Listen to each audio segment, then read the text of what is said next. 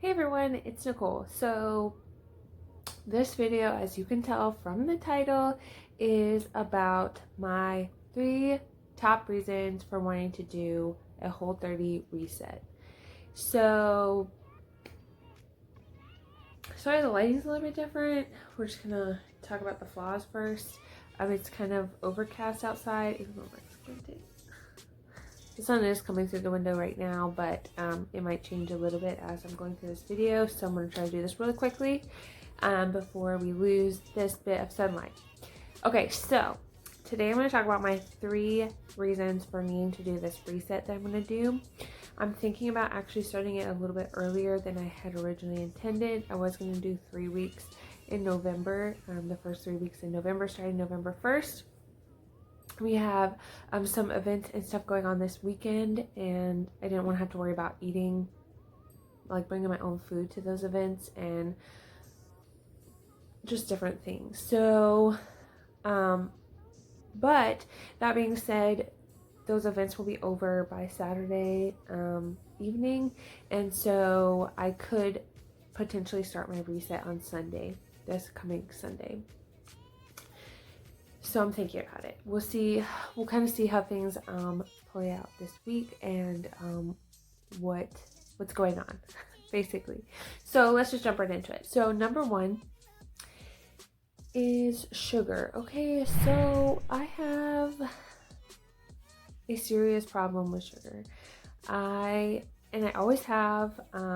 As a kid, I even went to a chiropractic kinesiologist who would do muscle testing with different types of allergens and stuff, and I had a really severe reaction to sugar. My body doesn't handle it very well, doesn't process it well. I know this personally. I know it affects me in a lot of different ways. However, I'm so addicted that it doesn't matter to me. In the moment, I just want sugar. Things get crazy. It's not a pretty moment. So that's one of the biggest things. One of the reasons why I even wanted to do the Whole30 to begin with was to try to overcome my addiction to sugar. Now that I've stopped, once I've stopped the Whole30, my round, I went, the first couple of weeks I was pretty good. I was eating pretty paleo, so when I was sweetening things, I was sweetening them with maple syrup or honey or coconut sugar, and those don't give me the same reaction that refined white sugar gives me. I can handle those a lot better. It doesn't affect my body the same way.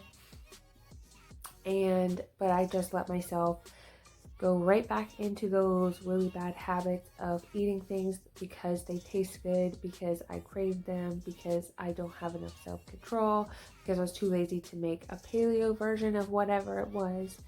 So, all that being said, I want to give it another go with Whole30 to help that problem, hopefully.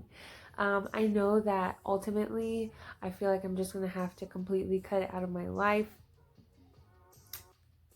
but I'm just not ready to do that. And I feel like that's part of the addiction talking, is that I don't want to let it go. I don't want to let it go. And I know that is because I have a degree in counseling psychology and took a lot of classes in psychology and of how your mind works around addiction even. And that's one of the things, is just being like, I know it's a problem and I'll let it go eventually, but I'm not ready to now.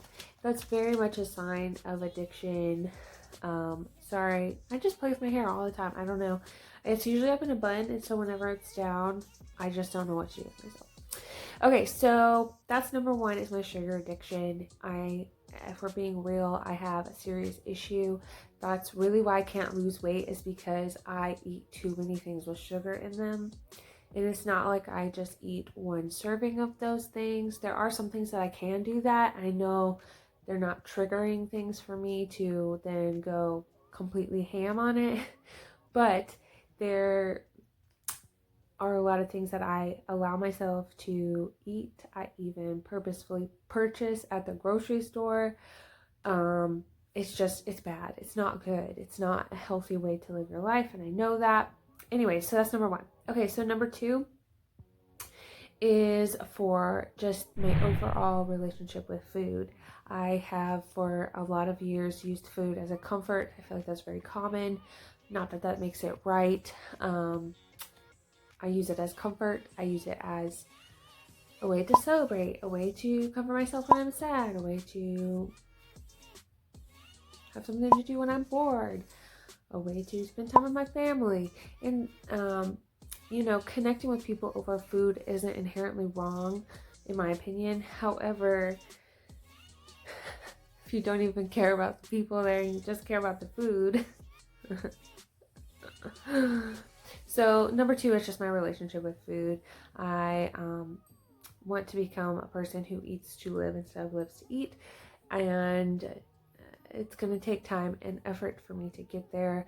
And that's part of why I wanted to document this on YouTube, is because I know other people have these same struggles, these same issues, and I also want to hopefully one day look back at these videos and say, like, look, you did it. You are now eating very healthy, very eating in a way as to fuel your body instead of to fuel your emotions, I guess is what I'm saying. Okay, and then the third reason is to lose weight. Now, I know that the Whole30 was designed as a reset for your body, a way for you to determine if you have any allergies or food sensitivities, things like that. And it wasn't designed as a weight loss program. However, just when you eat like that, it's easier for your body to lose weight because you're fueling your body with fat, giving it the muscle, giving it the protein it needs to help your muscles burn more fat. I sound very educated sometimes. Wow. Okay, so that's the third reason, is just that I would like to lose a little bit of weight. I have about 8 to 10 pounds to get to my goal weight, which is a healthy weight for my height. So I know I might be pushing it to lose 8 pounds in like a span of 3.5 weeks, but we'll see if we can get there. It was my goal originally when I first did the Whole30 to get down to my goal weight by Thanksgiving. But we'll see if that happens. I don't know. So sorry if the lighting just changed because the sun kind of just went behind a cloud. So I'm going to end this here. Thank you guys so much for watching, and I would love to hear from you if you have any tips about getting over your sugar addiction. I need to know. I need to know how to get over this problem, because it is just that. It is a problem. My stomach just growled. Okay, I'm going to go now because that's all I had to say in this video. If I decide to start my Whole30 reset on Sunday, I will then have to kind of rework my plan of what I'm buying this week at Trader Joe's, tomorrow at Trader Joe's, and I may show you guys a haul of what I get from Trader Joe's, kind of setting myself up for starting the Whole30.